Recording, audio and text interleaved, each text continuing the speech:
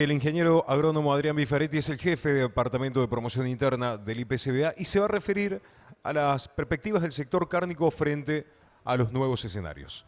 Adrián. Hola. ¿Estamos? ¿Sí? Hola, hola. Bueno, buenos días. Agradecer en primer lugar a la gente de AFA, ¿sí? A los dueños del establecimiento que vamos a estar visitando en un rato. Agradecer al INTA, siempre interactuamos con el INTA en todo el país que nos toca hacer estas jornadas y seminarios del IPCBA, siempre interactuamos mano a mano y agradecer en particular a Andrés Kloster en esta oportunidad, ¿sí? A mí me toca hablar un poco del mercado interno y el mercado internacional, ¿sí? Me acaban de pedir que trate de acortar un poco la presentación, tenía muchas cosas para mostrarles, pero quiero arrancar por esto. Este es el perfil de faena que tiene Argentina hoy, ¿sí? Y si analizamos en los últimos años, lo que se ve es una reducción, la línea azul de arriba es la reducción de la faena de novillos en Argentina, ¿sí? Hoy, en el 2005 teníamos que la faena de novillos representaba un 20% de toda la faena y hoy estamos hablando de un 40% en el 2005 y hoy estamos hablando de un 20%. Y si vemos la línea roja, que es la de terneros y terneras, cómo ha ido creciendo. En realidad uno dice, bueno, más allá del salto y de la faena de vacas de los últimos 3 años que ha ido creciendo, el perfil de faena del negocio de la carne en Argentina está definido por el mercado interno. Si uno lo compara con lo que sucede en otros países, por ejemplo Estados Unidos o Uruguay, fíjense, yo les decía, Argentina tiene un 20% de faena de novillos, ¿sí?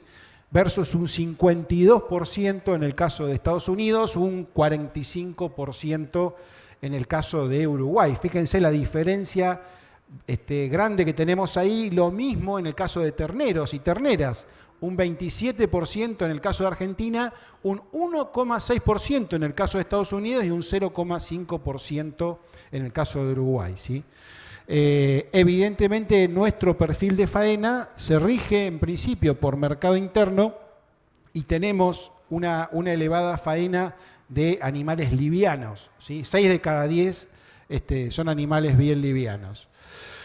Este gráfico me parece importante mostrarlo para desmitificar esa falsa antinomia entre exportación y mercado interno, porque siempre que se mueve la exportación, el mercado interno siempre empieza a hacerse la misma pregunta, si va a haber carne, si va a faltar, si se van a mover los precios. La línea de arriba, la azul, es la que marca la evolución de las exportaciones desde el año 2012 a este año. La línea de abajo es el precio nominal de la hacienda, ¿sí? Fíjense el salto que se ve ahí fue en el mes de febrero, ¿sí? El último salto importante al margen del que se dio hace poquito. Y lo que está abajo es el precio de la hacienda, pero deflacionado, o sea, quitado el efecto inflacionario. Entonces uno dice, bueno, en principio, y desde el punto de partida, 2012 al día de la fecha, creció exponencialmente la exportación y el precio en el mercado interno ha estado bastante estable cuando uno le quita el efecto inflacionario. Acá hay un dato importante que lo que muestra es cómo se complementa la exportación y el mercado interno, ¿sí? Arriba, lo que ustedes ven es del año 2015 a la fecha. Ven cómo se modifica el precio del asado en función de un precio promedio de la carne. Estos son datos del IPCBA, de los estudios de mercado que hacemos en Capital y GBA. Entonces, ustedes pueden ver cómo en algún momento tiene un leve sobreprecio respecto al promedio, en algún momento del año baja, ¿sí? Y en mayo de 2019 terminaba el precio del asado a nivel global de todos los puntos de venta con un 7% por debajo del precio promedio. Y lo que se ve abajo es lo mismo, cómo es el diferencial de precios del asado respecto al promedio, pero específicamente en supermercados. Y fíjense, ha sido siempre por debajo. El asado ha estado más barato en los supermercados, ¿sí? Inclusive, si tomamos el mismo valor de referencia, en mayo uno dice, a nivel global, el asado estaba un 7% más barato y en supermercados está casi el doble, un 14% más barato. Y eso tiene que ver porque en los supermercados es donde se ve mejor la integración de la media res, donde uno puede pensar que los cortes de los frigoríficos vinculados a los supermercados pueden exportar los cortes de mayor valor y los cortes del mercado interno venderlos en el mercado interno a precio más barato. Esto es un ejemplo de esta cuestión de que es conveniente hablar de complementación entre mercado interno y externo y no entre una falsa antinomia o competencia. Esto es un poco la situación actual de comparando los 7 meses de este año respecto a los 7 meses del año anterior. Lo que se ve es un 2% menos de producción en la columna de la izquierda, es decir, unas 35.000 toneladas menos tenemos este año con respecto al año pasado. La segunda columna es la que marca la exportación y cómo se ha movido.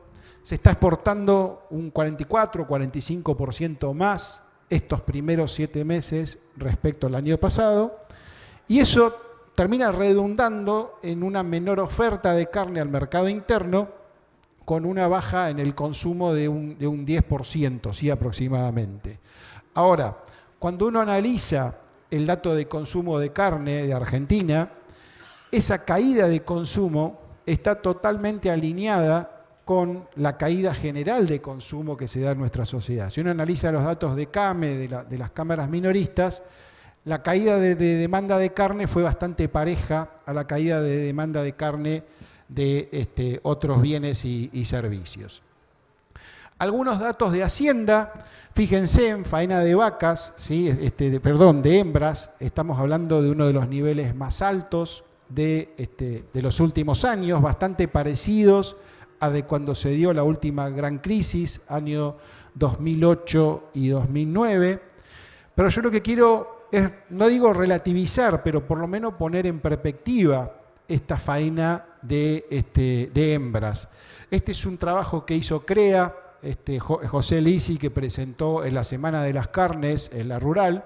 Si se fijan en naranja, la parte de abajo del gráfico, cómo va aumentando la faena de hembras, y en amarillo cómo va cayendo la de machos. Entonces, cuando uno hace el balance global, machos y hembras, está en la siguiente transparencia. Fíjense, cuando uno compara los primeros meses, hay una disminución de la faena de machos de casi 448.000 menos machos faenados, y hay una mayor faena de hembras de 345.000. Entonces, esto es para poner en parte o para poner en contexto la faena de hembras.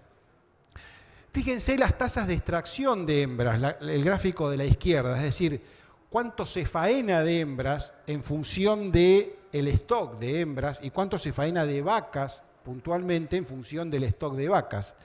Y hoy en día, ¿sí? 2018 y 2019 no se modifican tampoco mucho, pero estamos más o menos en los índices históricos de tasa de extracción, ¿sí? En el caso de vacas, un 10%, y en el caso de hembras, de un 20%.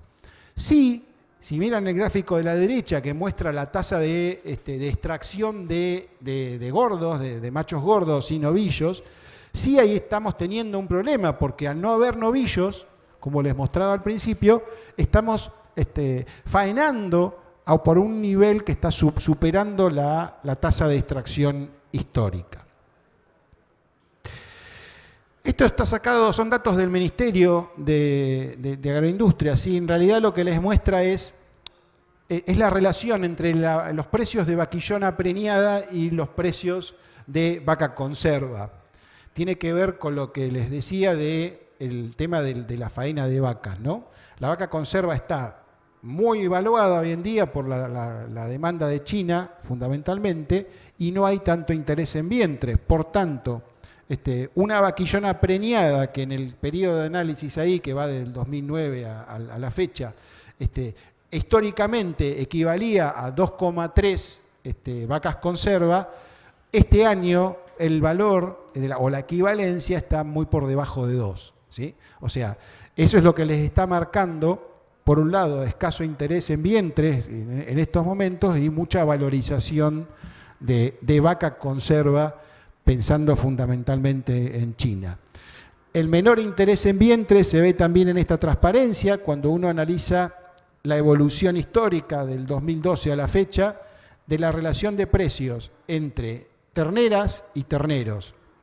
En algún momento se ve que iba creciendo los precios de la ternera y a partir del 2016, ¿sí?, empieza a decaer tal cual se ve ahí. Ese es otro dato, en este caso de decisión ganadera, y se ve o está relacionado con el menor interés en vientres. Esto es otro dato también bastante reciente, es representativo del grupo CREA, pero les muestra la intención de, ellos hacen una encuesta con más de 800 empresas y 160 asesores, y les muestran el interés en retención para cría. La última información, el último dato de julio, fue de un 47% de los miembros que estarían digamos, con intención de retener hacienda para cría. Y si ustedes comparan los últimos 4 julios, en el 2016, por ejemplo, el interés en retener animales para cría era de 80%, y hoy está en 47%. O sea, ese interés por retención viene de alguna manera en retroceso. Esta es otra de las relaciones históricas que se utilizan para leer cómo está el sector, la relación entre precios de ternero y precios de novillo. Los últimos 14 años, 2017, son las dos líneas de arriba, la roja y la azul, que muestran la estacionalidad de esta relación. La línea amarilla es la línea del 2018, en donde se rompió esa estacionalidad histórica. Fundamentalmente se rompe a partir de mitad de año, cuando se empezaron a dar distintos fenómenos, efecto devaluatorio, suba del precio del maíz y suba de tasas de interés, ¿sí? Esos 3 elementos fueron los que definieron el cambio de tendencia de la curva de estacionalidad en la relación histórica ternero-novillo. Este año parecería que empieza un poco a partir del mes pasado y de este mes a recomponer un poco la estacionalidad, pero siempre con el precio de ternero con bastante atraso respecto a su valor histórico. Este es un indicador que en principio estaría indicando o mostrando justamente cómo cuando uno compara las relaciones de precio entre un ternero de 260 a 300 kilos y un ternero de 180 a 200 kilos, se ve cómo esa relación va a lo largo del tiempo incrementándose, ¿sí? Indirectamente, esto puede estar indicando que puede haber un incentivo o un indicio a empezar a cargar más kilos a la hacienda. Y obviamente, si se fijan, después de la última parte del año 2018 y lo que va de este año, ese incentivo se acentuaría todavía aún más. Eso fue planteado antes de devaluación. Después de devaluación empiezan a reaccionar un poco justamente las categorías que están más vinculadas hoy al proceso de exportación. Vaca por el tema de China y novillo por la escasez de novillos que hay en nuestro país. Esto lo paso rápido, quizá hoy ya a esta altura, si bien no es de mucho tiempo atrás, está desactualizado, pero después de la devaluación, después de cómo se modifican los precios, la hacienda vacuna otra vez empieza a recuperar parte del valor real, es como que está un 8% por encima del valor real respecto a un año atrás, ¿sí? Lo cual no es poco en el escenario inflacionario que tenemos instalado en nuestro país. Eso es un poco el resumen de parte de la oferta del tema de hacienda, indicadores ganaderos. Les muestro qué está pasando con los precios minoristas. La curva de arriba, la violeta, es la que marca la tendencia en carnicerías, precio minorista a nivel carnicerías. Fíjense, los últimos 5 meses Las carnicerías habían tenido bastante estables los precios de la carne, en un contexto en donde la inflación venía bajando, la carne bastante estables, la fila de abajo, la línea de abajo es la que marca la tendencia de los supermercados, que este último tiempo se han acercado un poco más al valor promedio de las carnicerías, ¿no? Esto es un poco qué está pasando a nivel de puntos de venta. Esto también surge de estudios de mercado, de relevamientos de precio del IPCBA. Lo que está arriba es el precio de la carne que les mencionaba, el precio promedio, 248, el último dato que tenemos relevado. El que sigue en orden de relevancia es el precio del pechito de cerdo como corte testigo, y el de abajo es el pollo, ¿sí? Si analizamos la modificación interanual de estos precios, el resumen sería: la carne aumentó un 54% anual, el pechito de cerdo aumentó un 50% anual y el pollo un 70% anual, ¿sí? Esto es importante para ver cómo juegan los precios relativos y cómo inciden esto en los procesos de sustitución de carne. Tenemos un mercado, esto también surge de estudios que hacemos sobre estilos de vida y sobre intereses de la gente. 7 de cada 10 personas en Argentina hoy tienen una preocupación que está ligada a su situación económica, ¿sí? Nosotros los denominamos prácticos gasoleros. Es gente que tiene verdaderamente la cuestión económica por encima de otras preocupaciones. Y después sí hay otros segmentos de la población argentina que tienen otros intereses, otras cuestiones que les importan, ¿no? El 16% se consideran familiares tradicionales, un 9% saludables, sustentables y un 6% innovadores especiales.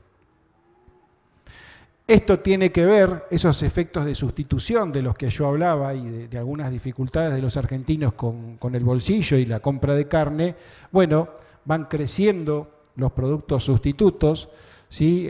Pollo fundamentalmente y cerdo también. Esta es una pregunta del instituto de un panel online en donde nosotros medimos cada 2 meses qué está haciendo la gente con sus hábitos y sus compras de carnes y otros productos.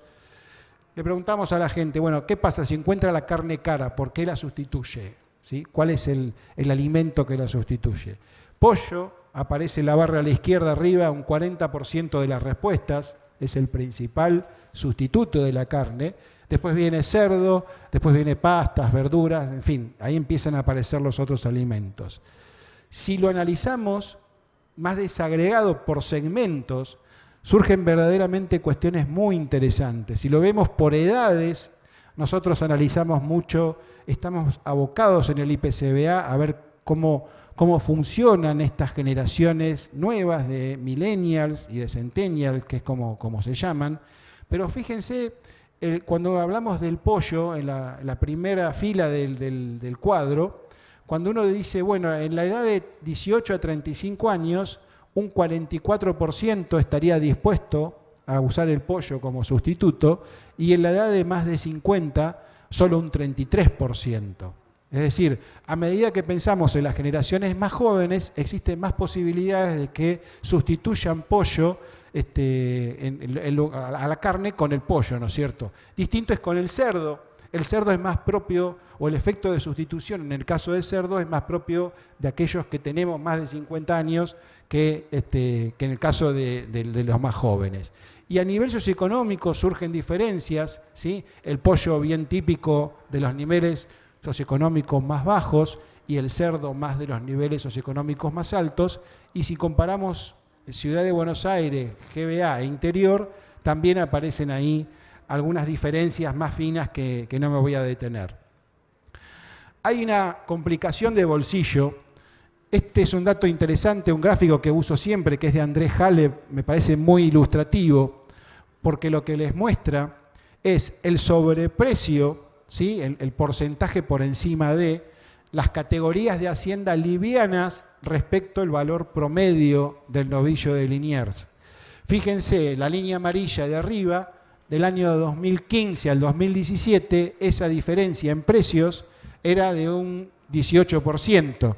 2018 bajó en promedio un 16%, y lo que va del 2019 estamos hablando de un 8, un 9%. O sea, estas dificultades que yo les digo del bolsillo de nuestra sociedad para convalidar precios de carne es cómo se traduce en caso concreto a nivel de los precios de la hacienda liviana, que es la hacienda que nosotros estamos acostumbrados a consumir internamente. ¿Qué puede pasar con los precios? Desde el punto de vista de la oferta, no hay por ahí un optimismo muy marcado, porque de hecho nos metemos en la época del año en donde hay más oferta estacional de ganado y donde los precios, en términos de estacionalidad, disminuyen, ¿sí? La oferta es la línea roja de arriba y los precios la línea azul de abajo. Distinto puede pasar con la estacionalidad de la oferta de vacas, que siempre encontramos el mayor pico de faena y de oferta a mitad de año, y a medida que nos acercamos a fin de año, esa oferta disminuye. Si tenemos una demanda importante de China, sobre todo de vacas conserva, nos vamos a adentrar, al revés que en el caso del consumo interno, nos vamos a adentrar en una época de menor estacionalidad. ¿Qué puede pasar con el bolsillo adelante? Verdaderamente es muy difícil decidirlo, ¿no? Pero, o tratar de imaginarlo. En un escenario de inflación decreciente, como se ve ahí en la curva de abajo, uno tenía las esperanzas de que pudiera haber en lo que restaba del año una recuperación del poder adquisitivo, pero en el mismo gráfico se está viendo que esa baja de inflación fue antes del efecto devaluatorio, pospaso, y claro, en algún momento ese salto devaluatorio que todavía estamos viviendo va a tener que trasladarse a los índices inflacionarios, y eso va a repercutir sin duda en poder adquisitivo. La gente lo tiene claro. Nosotros le preguntamos a la gente cómo inciden distintas variables, cómo pueden incidir en el precio de la carne. Fíjense, 9 de cada 10 personas dicen que la inflación tiene una alta incidencia en el precio de la carne, y después aparecen otros factores, precio del dólar, costo de tarifas, costo de combustibles, pero está clarito que desde la gente la mayor preocupación pasa hoy en día por la inflación. Voy a pasar las conclusiones las paso, pero sí voy a ir ahora quiero hablar un poco de lo que es el mercado internacional.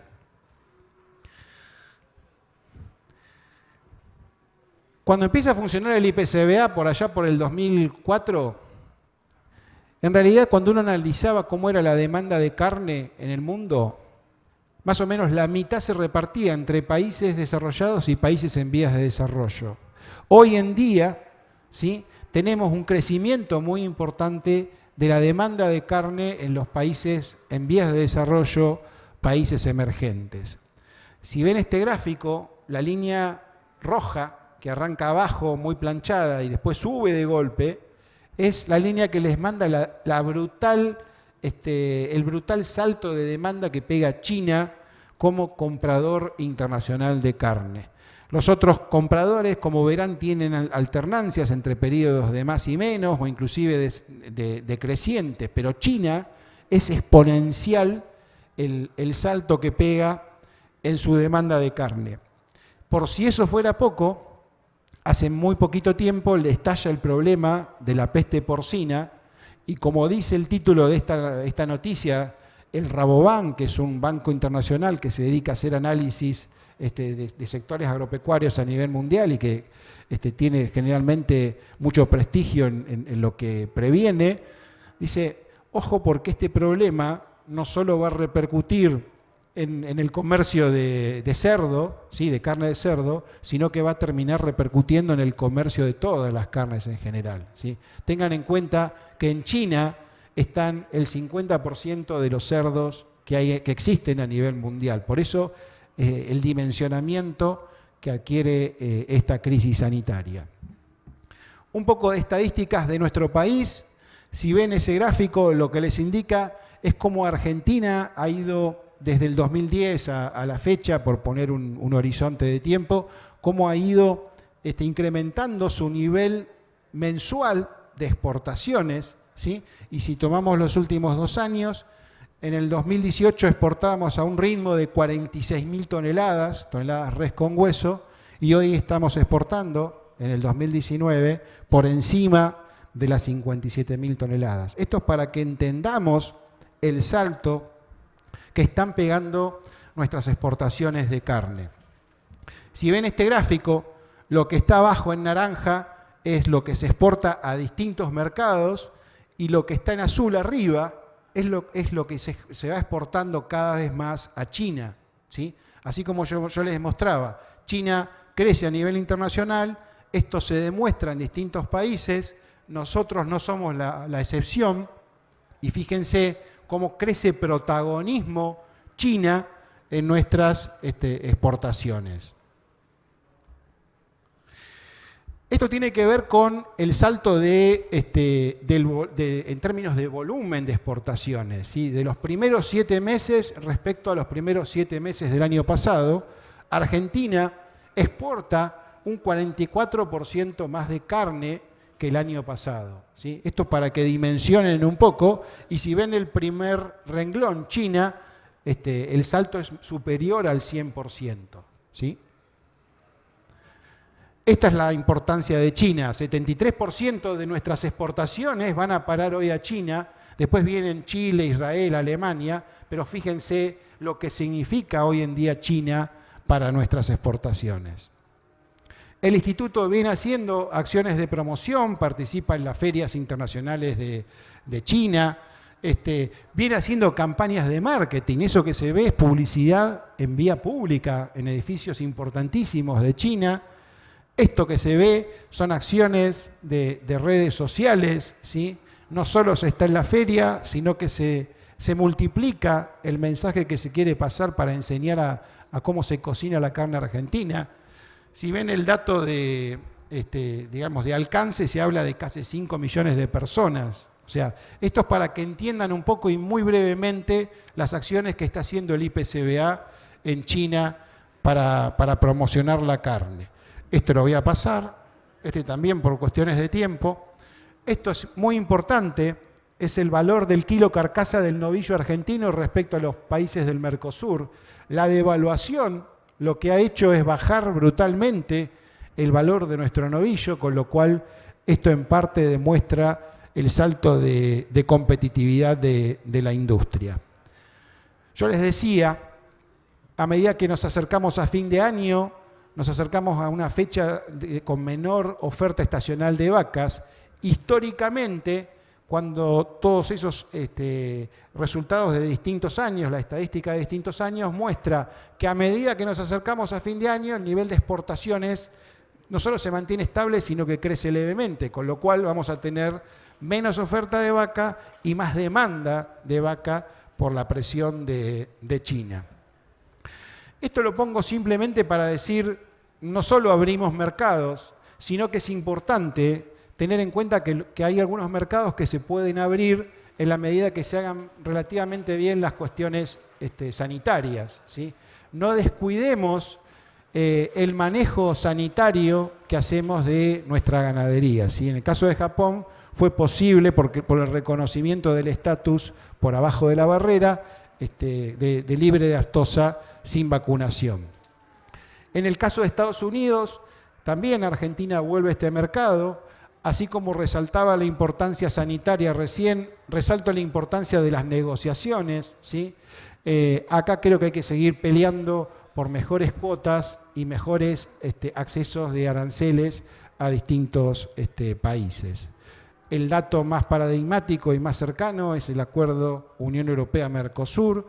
Si esto prospera, creo que la gran beneficiaria va a ser más que nada la cuota Hilton, porque va a empezar a atravesar un periodo en el que no va a pagar aranceles, y este es el grito de muchos productores europeos, que en la verdad, si esto prospera y se termina instalando, no les resulta para nada beneficioso al sector vacuno.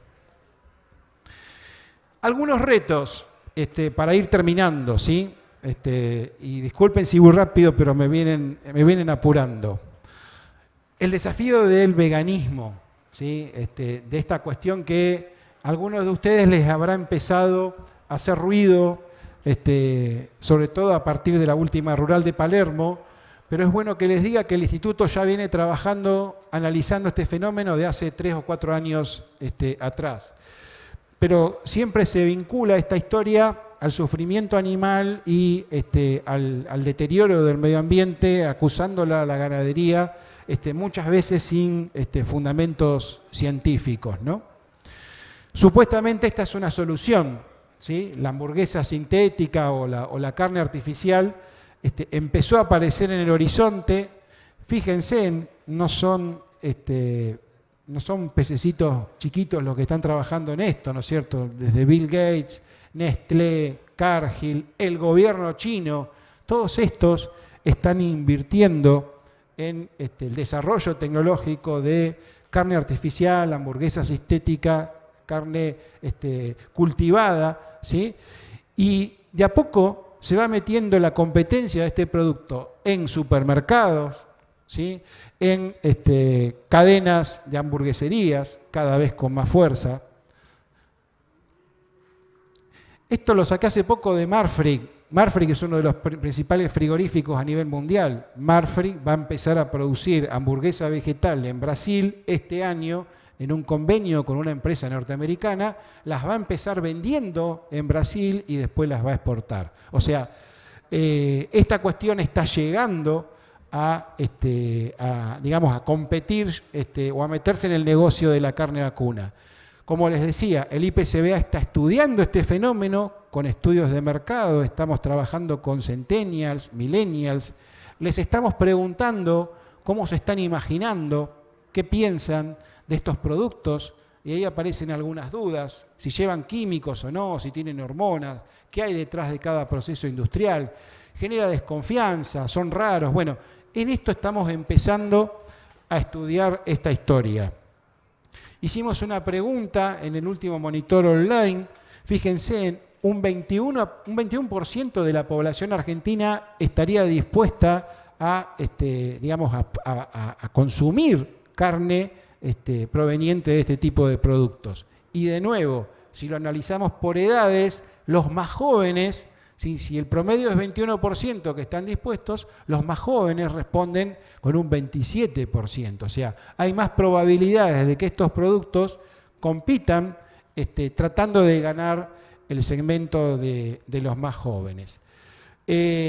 Evidentemente, si bien están en discusión hoy en la agenda la cuestión ambiental y la cuestión del sufrimiento animal, para los argentinos el principal problema o que vendría a solucionar una hamburguesa sintética tiene que ver con el sufrimiento animal. Si ven de las respuestas, la columna de la izquierda, ese es un problema que vamos a tener que trabajar para más adelante. Bueno, estas son declaraciones también de centennials, de estudios de mercado del IPCBA, en donde se ve claramente que la cuestión de sufrimiento animal es una preocupación, sobre todo en los más jóvenes. Esto fue el día de la batalla de la rural, ¿sí? Fíjense lo que era Argentina en términos de tendencias, ¿sí? La palabra veganos.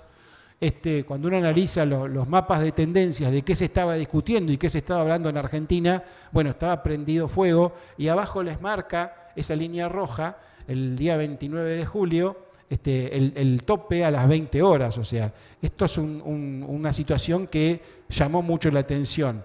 Si analizamos las tendencias de nuevo en términos de palabras más retuiteadas, fíjense, en rural y veganos aparecen ahí claramente con preponderancia.